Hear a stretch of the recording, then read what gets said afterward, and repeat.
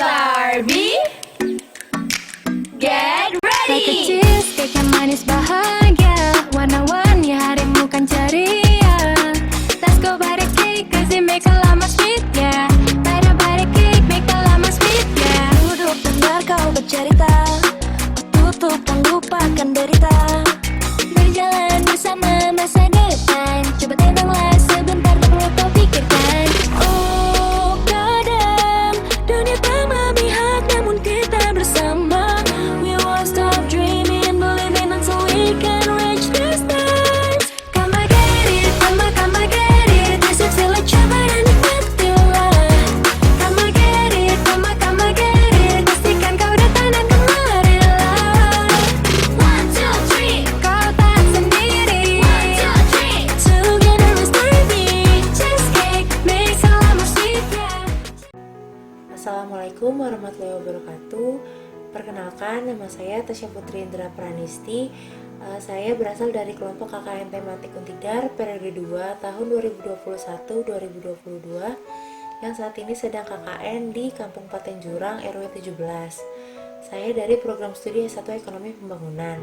Nah, di sini saya akan menjelaskan tentang program kerja, yaitu pelatihan ide usaha dan UMKM pada saat new normal life. Nah, di sini saya akan menjelaskan beberapa materi yang nantinya akan dibagi ke dalam beberapa video dan nantinya juga akan dibantu oleh teman dari kelompok saya. Jadi saya akan menjelaskan tentang apa wirausaha itu dan apa kewirausahaan itu. Nah, mungkin kalian ada yang bertanya-tanya nih, apa sih kewirausahaan itu? Apa sih wirausaha itu? Nah, wirausaha itu merupakan individu yang mampu untuk menciptakan bisnis sendiri yang kemudian kalau misalkan ada resiko itu tuh juga akan ditanggung sendiri. Terus juga kalau misalkan nantinya ada keuntungan, nah keuntungan ini juga akan dinikmati oleh dirinya sendiri. Nah, sedangkan kewirausahaan itu merupakan proses penciptaan atau perjalanan saat merintis bisnis tersebut. Di Indonesia sendiri saat ini sektor kewirausahaan itu banyak digeluti oleh para UMKM. Nah, UMKM ini mampu untuk menguatkan sektor perekonomian di Indonesia dan selain itu juga mampu untuk mengurangi pengangguran di Indonesia. Nah, terus di sini saya akan membahas tentang kenapa sih wirausaha itu penting, apalagi untuk generasi muda. Penting bagi generasi muda karena nantinya akan memberikan beberapa manfaat yang cukup baik bagi generasi muda tersebut. Nah, manfaat yang pertama itu ada mendorong generasi muda itu untuk menjadi lebih mandiri.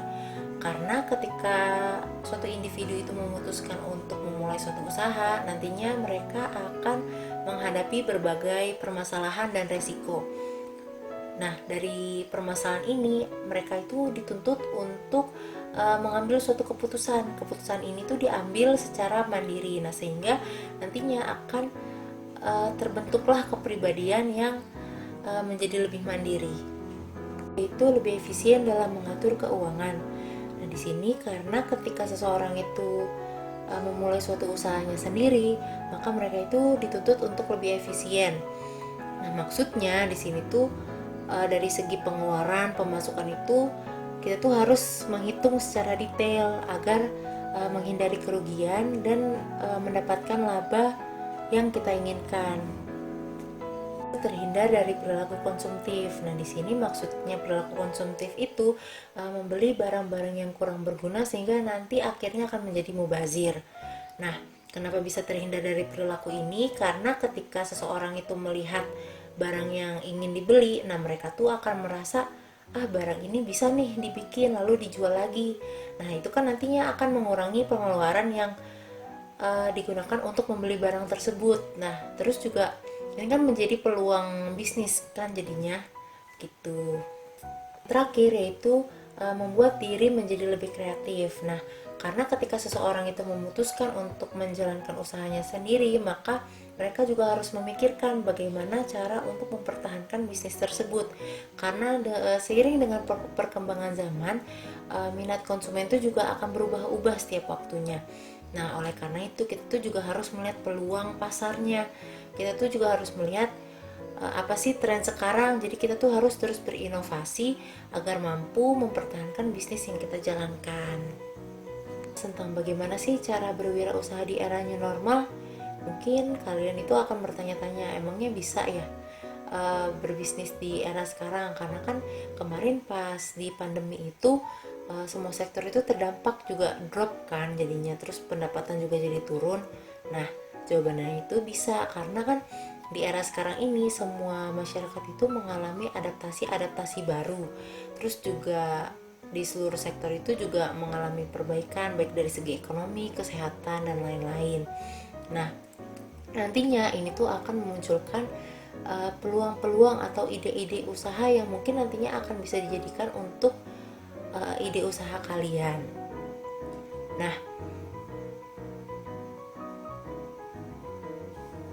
kan bisnis-bisnis yang sudah berjalan itu bisa dengan yang pertama itu mengubah yang tadinya offline bisa menjadi online, karena dengan online ini jangkauan konsumen kita itu akan menjadi semakin luas. Terus juga kita tuh harus meningkatkan kualitas SDM kita agar mampu bersaing dengan bisnis-bisnis lainnya gitu. Terus juga strategi pemasarannya juga harus kita kelola dengan baik. Nah, selain itu juga jenis produk yang dipasarkan itu juga penting. Kita tuh harus menentukan pastinya kita tuh ingin memasarkan produk apa. Jangan sampai nantinya semua produk kita jual jadinya tuh kita nggak bisa terfokus ke satu produk yang memang unggulan dari kita gitu. Ini juga cocok nih untuk kita mengevaluasi bisnis yang udah kita jalankan. Kita tuh harus mengevaluasi apa aja nih hambatan-hambatan yang kemarin kita hadapi, terus juga potensi apa yang kita dapat manfaatkan, terus ada peluang-peluang apa yang harus kita tambahkan di bisnis kita agar nantinya bisnis kita itu dapat berjalan dan bertahan lama dan tidak tergantikan oleh bisnis lainnya, dan agar konsumen juga tetap tertarik dengan bisnis kita. Yang tidak kalah penting itu tuh kita harus selalu terus berinovasi. Kita tuh harus mengikuti perkembangan zaman, apa nih yang sekarang sedang tren, apa nih yang sedang lagi dibutuhkan oleh masyarakat. Nah, kita tuh harus menghadirkan solusi itu melalui produk kita. Nah, ketika kita mengikuti zaman, maka konsumen tuh juga nggak akan bosan dengan produk kita, karena bisa dibilang produk kita itu menjadi yang terbaru, dan kita tuh harus mencari perbedaan-perbedaan dari bisnis yang kita lakukan. Misal bisnis A itu sudah ada berbagai macam hiasan apa, nah kita tuh harus beda gitu, nggak boleh sama bisnis lainnya. Nah, itu tuh sudah termasuk inovasi, sudah ada pembaruan. Jadi kita tuh gak boleh sama bisnis lainnya. Terus juga kita tuh harus mengembangkan kemampuan untuk agar konsumen itu percaya dengan produk yang kita jual. Itu tuh juga agar konsumen tuh terus membeli produk kita gitu. Penjelasan dari saya, apabila ada kekurangan dalam menyampaikan materi, saya mohon maaf. Wabillahi taufiq wal hidayah. Wassalamualaikum warahmatullahi wabarakatuh. Aku Syafila Reza Zahra, aku biasa dipanggil Ocha. Aku dari Fakultas Ekonomi Universitas Tidar. Kali ini aku mau ngasih tahu ke kalian tentang ekonomi kreatif. Apa sih ekonomi kreatif itu? Jadi, menurut buku Ekonomi Kreatif karya Anggri Puspita, ekonomi kreatif adalah kegiatan ekonomi yang digerakkan oleh industri kreatif yang mengutamakan peran intelektual.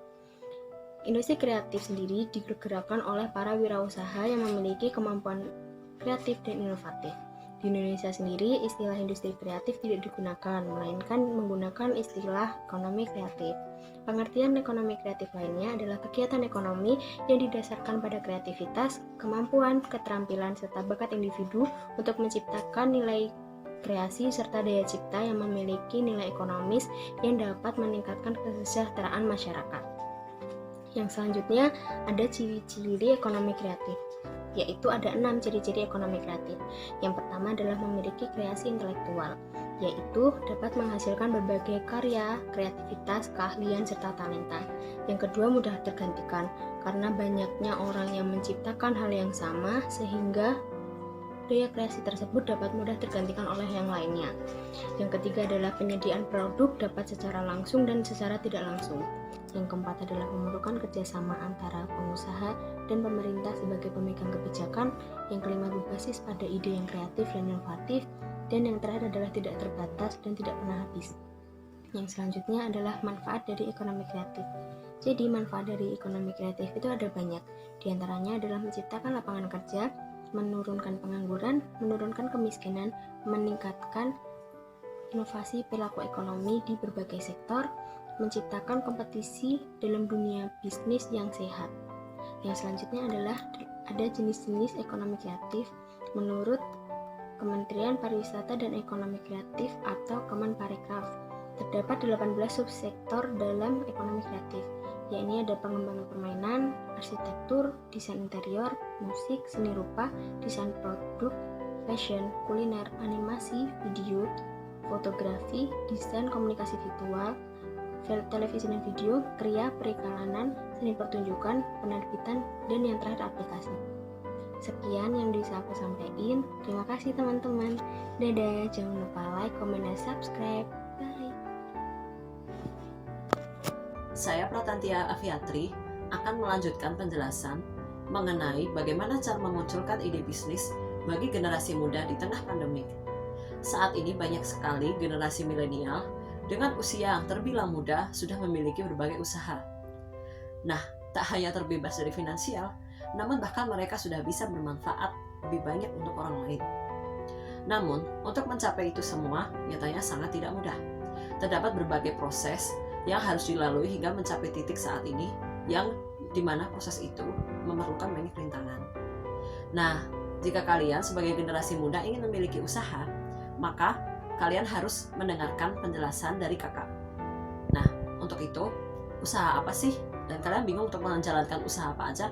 Ada 5 tips atau trik untuk memunculkan ide bisnis atau membuka sebuah usaha yang cocok untuk dijalani di masa pandemi.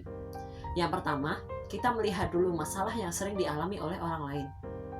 Contoh, aplikasi Gojek hadir bermula dari masalah akan ketersediaan transportasi yang efektif dari ibu kota yang langganan akan kemacetan. Untuk memunculkan ide usaha, kita harus memulai dengan melihat masalah yang sering dialami atau orang lain sering rasakan. Lewat kepekaan terhadap keadaan, kita bisa menemukan ide yang paling cocok untuk kita jalankan. Di sini, kita belajar dari kegiatan seperti wisuda, ulang tahun, maupun berbagai event-event khusus yang memerlukan beberapa hadiah seperti contohnya buket bunga atau hampers dan lain-lain. Untuk itu, dengan adanya keperluan seperti wisuda dan berbagai acara tersebut, orang-orang memiliki kebutuhan untuk membuat buket bunga, hampers, maupun paket yang berisi makanan, baik itu snack, bunga, dan lain sebagainya. Kita sebagai generasi muda harus kritis.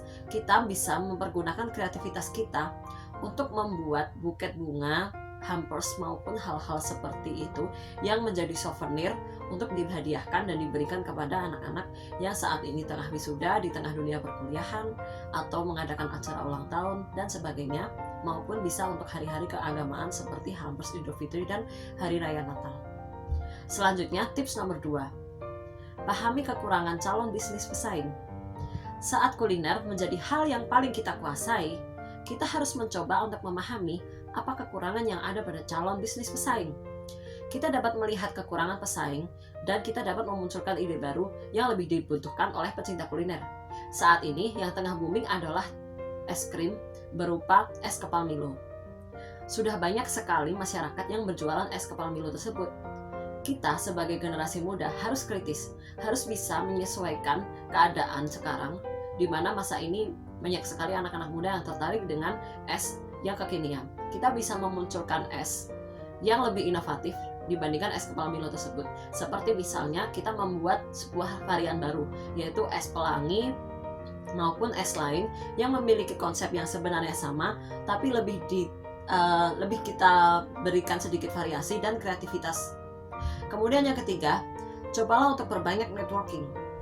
Bertemu dengan orang baru dengan profesi yang berbeda-beda akan menambahkan banyak insight. Berbagai insight baru ini kita bisa jadikan sebagai ide baru untuk usaha. Contoh, ketika kita menambah pengalaman, kita menambah kenalan, networking, dengan melakukan networking ini, kita bisa melihat, oh ternyata orang ini maupun orang itu bisa sukses dengan berbagai usaha atau berbagai macam ide bisnis yang baru, yang segar. Kemudian kita bisa dari ide-ide bisnis yang sudah ada, kita menggabungkannya atau membuat suatu inovasi baru supaya menciptakan sebuah ide bisnis terbaru. Misal kita melihat content creator atau kita melihat artis Instagram. Di situ kita melihat ada inovasi apa, kita melakukan networking, kita menambahkan berbagai insight, dan kita menemukan sebuah ide bisnis yang paling baru dan paling segar. Yang keempat, mengikuti tren yang sedang berkembang. Hampir setiap tahun, setiap waktu, selalu bermunculan tren-tren baru. Tren yang berubah ini bisa menjadi bahan ide untuk memunculkan jenis usaha baru. Namun pastinya banyak sekali ide-ide tersebut yang bisa diterima oleh banyak orang. Bukan hanya di tahun ini, namun kita juga bisa mengambil dari beberapa tren-tren yang dulu pernah ada di masa lalu maupun tren di tahun-tahun yang akan datang. Contoh, pakaian-pakaian seperti celana kulot pernah menjadi celana yang dipakai pada tahun 1900-an. Namun saat ini celana kulot tersebut hadir kembali dengan dikemas menjadi celana yang lebih baru dan trendy. Yang kelima, cobalah untuk melakukan hobi dan menjadikan hobi tersebut sebuah usaha. Usaha yang dijalankan dari hobi tentunya sangat menyenangkan, karena berbagai usaha tersebut bisa kita coba menjadi usaha dari hal yang kita sukai. Contoh, coba fokus untuk membuat sebuah hobi menjadi usaha dan kita pasarkan melalui media sosial. Ini misalnya kita suka sekali bersepeda. Nah, kita akan terpikirkan atau muncul sebuah ide untuk menyewakan sepeda yang kita miliki dan yang kita sukai itu untuk orang-orang. Kita hobi mengoleksi sepeda, maka kita bisa sewakan sepeda-sepeda itu untuk dipinjam oleh beberapa orang atau masyarakat untuk supaya dapat menghasilkan uang. Kemudian kita memiliki hobi untuk mencoba berbagai pakaian, kita suka cosplay atau apapun, itu juga bisa menjadi salah satu ide usaha. Kita bisa menjadi YouTuber maupun kita bisa menjahit pakaian-pakaian itu dan membuka pesanan untuk menjual pakaian. Setelah menemukan ide, kemudian segeralah eksekusi ide tersebut menjadi sebuah usaha yang nyata dan mampu untuk memberikan solusi bahkan manfaat untuk banyak orang. Sebagai pemula, kalian generasi muda tentu harus bisa bekerja sama dengan orang yang lebih dahulu bergelut di dunia usaha, dan pastikan kita dapat memilih rekan bisnis yang tepat agar usaha yang Anda bisa sukses. Karena dengan pemilihan rekan bisnis yang tepat, usaha akan tetap berjalan lancar. Dan ketika kita menemukan rekan bisnis yang salah, maka usaha kita akan berakhir sia-sia, dan yang paling terburuk adalah kita bisa bangkrut. Sekian dari saya, terima kasih. Kenalkan, nama aku Yasmin Andita, biasa dipanggil Yasmin. Aku dari Fakultas Ekonomi Universitas Tidar. Jadi, kalau kalian ingin memulai usaha, pastinya kalian membutuhkan modal dong. Nah, untuk mendapatkan modal, kalian bisa menggunakan beberapa cara. Yang pertama, kalian bisa menggunakan tabungan pribadi. Tabungan pribadi ini kalian bisa menggunakan tabungan sendiri, misalnya dengan menyisihkan uang jajan kalian atau menyisihkan sebagian gaji jika kalian bekerja. Kemudian cara yang kedua yaitu dengan meminjam dari orang terdekat. Meminjam dari orang terdekat ini kalian bisa meminjamnya melalui keluarga ataupun teman terdekat ataupun sahabat kalian. Kemudian cara yang ketiga, kalian bisa menjual aset. Menjual aset ini misalnya kalian menjual aset kalian seperti barang berharga, kendaraan pribadi, perhiasan, ataupun yang lainnya. Kemudian cara yang lainnya bisa dengan bersama rekan bisnis. Jika kalian memulai usaha untuk mendapatkan modal itu terasa sulit, kalian bisa memulai usaha bersama dengan sahabat kalian ataupun dengan keluarga. Kemudian cara yang selanjutnya dengan meminjam di bank. Dengan meminjam di bank ini merupakan salah satu cara yang paling umum dilakukan oleh orang-orang. Ada banyak macam kredit yang ditawarkan oleh bank. baik dengan jaminan atau tanpa agunan. Kemudian yang selanjutnya bisa berasal dari konsumen. Berasal dari konsumen ini misalnya kalian memulai usaha dengan sistem pre-order. Misalnya jika kalian memulai usaha catering, kalian bisa meminta uang muka terlebih dahulu dari konsumen. Nah, untuk uang tersebut bisa kalian gunakan untuk membeli bahan-bahannya. Selanjutnya bisa juga dengan suntikan dari investor. Nah, suntikan dari investor ini kalian bisa mencari investor karena biasanya investor itu dapat memberikan suntikan dana yang sangat besar. Sekian dari saya, kurang lebihnya mohon maaf. Dadah. Sampai berjumpa lagi.